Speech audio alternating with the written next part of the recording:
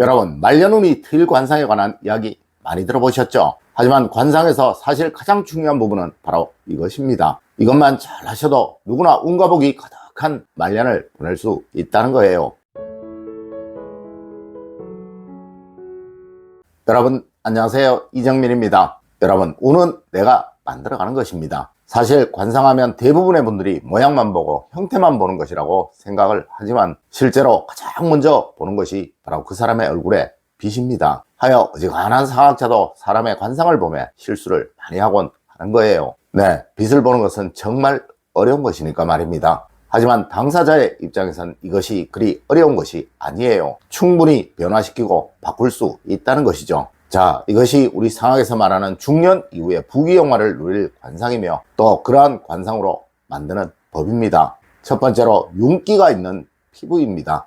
여러분, 굳이 관상이 아니라도 인상학적으로도 얼굴에 윤기가 있으면 젊어 보인다고 말을 합니다. 네, 피부가 푸석푸석하거나 윤기가 없고 또 늘어지거나 피곤해 보인다면 사람들이 그 사람을 좋아할 리가 없겠죠. 맞습니다. 관상학이나 인상학이나 결국은 사람의 눈으로 판단을 하는 것이라는 거예요. 자, 여러분, 부티난다고 하는 얼굴을 한번 연상해 보세요. 과연 앞서 말씀드린 푸석푸석한 피부, 윤기가 없는 피부, 또 피곤해 보이는 피부를 가진 사람들과 매칭이 되나요? 물론 관상학적으로도 얼굴에 윤이 나지 않는다면 절대 성공할 수 없다고 말을 합니다. 네, 우리 일반적으로 TV에서 보는 연예인들 성공하고 나면 피부가 반들반들해지죠. 그리고 성공한 부자들, 유명한 정치인들 얼굴 한번 보세요. 아예 피부가 반들반들 하다못해 빛이 날 지경입니다. 네, 여러분도 이렇게 화장을 하세요. 밝게 말입니다. 또 깨끗하게 말입니다. 광이 나게 말입니다. 틀림없이 주변 사람들의 반응이 완전히 달라지게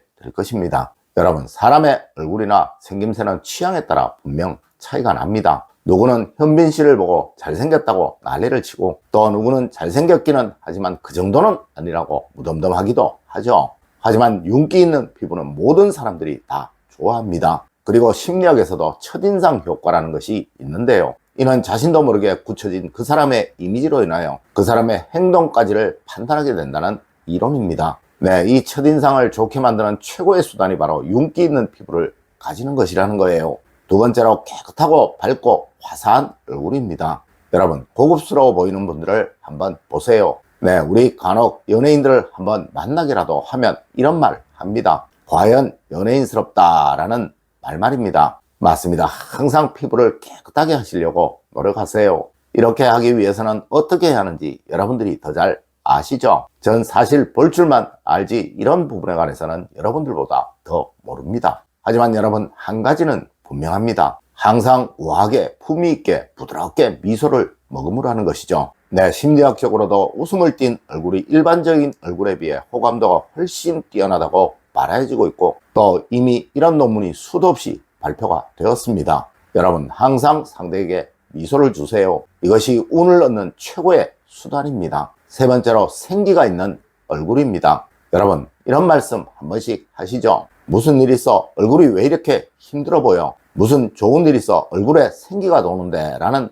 말을 말입니다. 여러분, 과연 무엇을 보고 이 사람이 지금 힘든지, 지금 기분이 좋은지를 판단한 것일까요? 네, 그것은 얼굴입니다. 이렇게 우리의 얼굴에는 모든 마음이 다 드러나게 되는 거예요. 물론 이것 말고도 아주 많습니다. 얼굴로 그 사람의 마음을 판단하는 경우가 말이죠. 왜? 이런 말도 하시잖아요. 음흉해 보인다, 끼가 많아 보인다, 착해 보인다, 선해 보인다 라고 말입니다. 여러분, 이것이 전부 얼굴로 마음을 판단하는 것입니다. 그럼 마음이 활기차고 자신감이 있다면 또 즐겁다면 이것이 모두 얼굴에 드러나게 되겠네요. 네, 맞습니다. 모두 나타납니다. 하여 상학에서는 생기가 있는 얼굴, 또 사기가 어린 얼굴이라고 구분을 하는 거예요. 여러분, 항상 긍정적으로 생각하세요. 모든 것을 좋게 보시려고 하시고요. 그리고 절대 나쁜 마음 먹지 마세요. 이렇게 해야 얼굴에 생기가 생기는 것이고 그리고 또 운도 트이게 되는 것입니다. 여러분, 주변을 한번 돌아보세요. 죽을 상을 하고 있는 사람, 힘이 없어 얼굴이 포사가 있는 듯한 사람, 이런 사람과 과연 얼마나 친해지고 싶으신가요?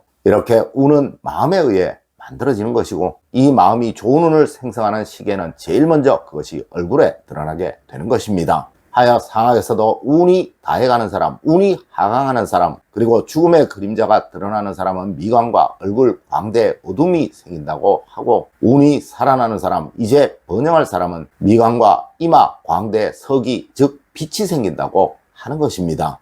여러분, 다시 한번 말씀을 드립니다. 관상은 이목구비의 크기나 모양과는 전혀 관계가 없다는 거예요. 네 번째로, 여러분, 철색이라는 말에 관해서 꼭 아셔야 합니다.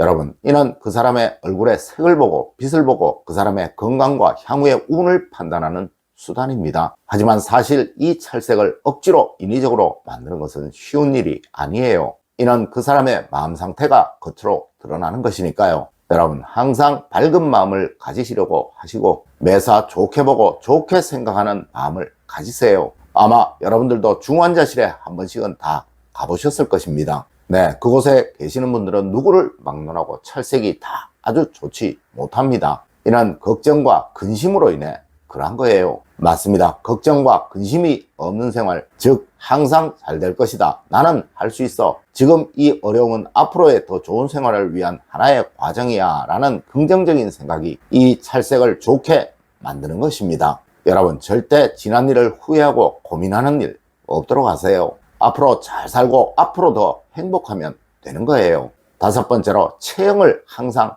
바르게 하는 것입니다. 여러분, 상학에서는 머리가 앞으로 굽은 사람은 고민이 많은 사람이요, 등이 오그라든 사람은 가난이 떠나지 않는 사람이요, 어깨가 오그라든 사람은 의지력이 부족하니 뭘 해도 항상 어려움을 겪을 사람이라고 말을 합니다. 특히 척추가 바르게 펴지지 못한 사람은 가족 간의 문제로 항상 어려움을 겪는 사람이며 이로 인해 하는 일에서 성취를 얻지 못할 사람이라고 말을 합니다. 맞습니다. 언제든 당당하게 걸으세요. 눈은 항상 정면을 보시고 허리에 힘을 주시고 등과 척추는 바르게 펴는 생활을 이어가십시오. 이는 기의 순환을 맑게 바르게 하는 것이며 이 기가 바로 여러분의 운과 복입니다. 여러분, 과거 우리 조상님들이 뒷짐을 지고 걸으셨던 것은 바로 이런 체형을 만들기 위해서 그러하셨던 거예요. 네, 뒷짐을 지면 절대 어깨가 오그라들지 않으며 또 머리가 숙여질 수가 없으니까요. 물론 요즘은 뒷짐을 지고 걷기는 참 쉽지 않을 거예요. 하지만 늘 당당하게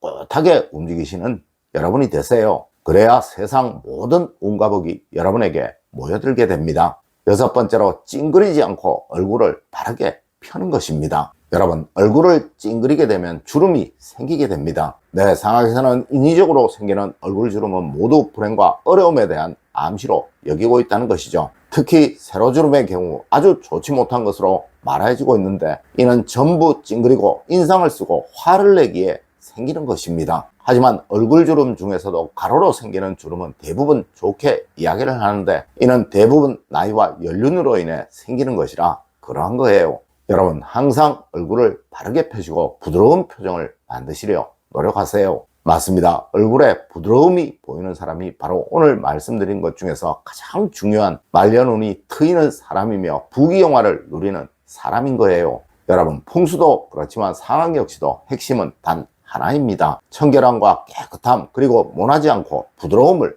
가지는 거예요. 항상 이 부분 꼭 명심하시는 여러분이 되시길 부탁드리며 오늘의 이야기를 마치도록 하겠습니다. 늘 올바른 학문과 올바른 지식을 여러분들께 전하도록 노력하겠습니다. 여러분, 긴 시간 감사드립니다. 감사합니다.